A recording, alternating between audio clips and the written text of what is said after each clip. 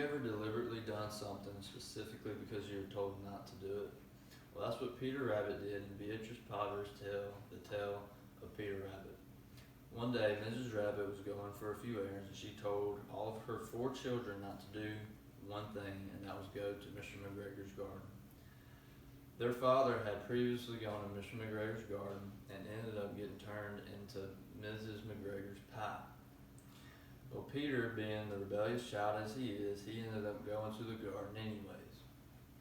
He got there, he was having a good time, he was eating all the vegetables, he was getting fat, he was happy, but he ended up getting caught by Mr. McGregor. Mr. McGregor chased him all around the garden and into his own tool shed.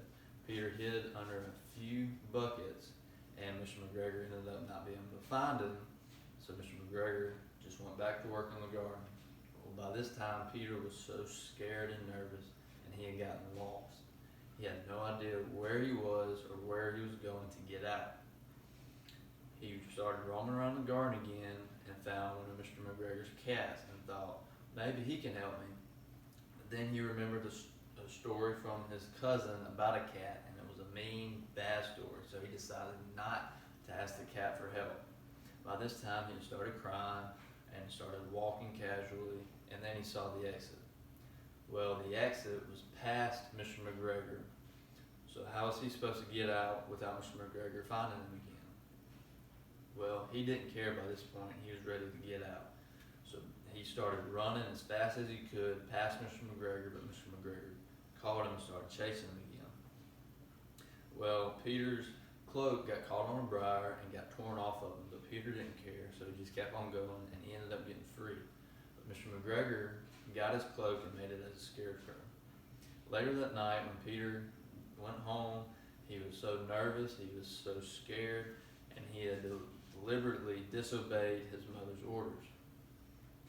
Well, he was so sick from eating all the food, from all the adrenaline in his body, that he couldn't eat dinner with the rest of the family, so he just went straight to bed. Well, this is actually just one story of Beatrice Potter's legacy of children's books. Beatrice Potter was born in 1866 in London. She had one brother, Bertram. This whole legacy started by her love for people. So Beatrice Potter's governess had a son that was very ill, very sick, and according to the Junior Book of Authors, Beatrice Potter started this legacy by writing The Tale of Peter Rabbit for the son. She wrote this story because he was ill, and it made him feel so much better. Well, this ended up turning into one thing to the next, and more people read the story and wanted one, so she decided to go ahead and publish the book for herself. Well, she ended up writing several books throughout her legacy. She started in 1902 and ended in 1913. She got married and lived on her own farm that she bought with her own money that she ended up gaining from all the books.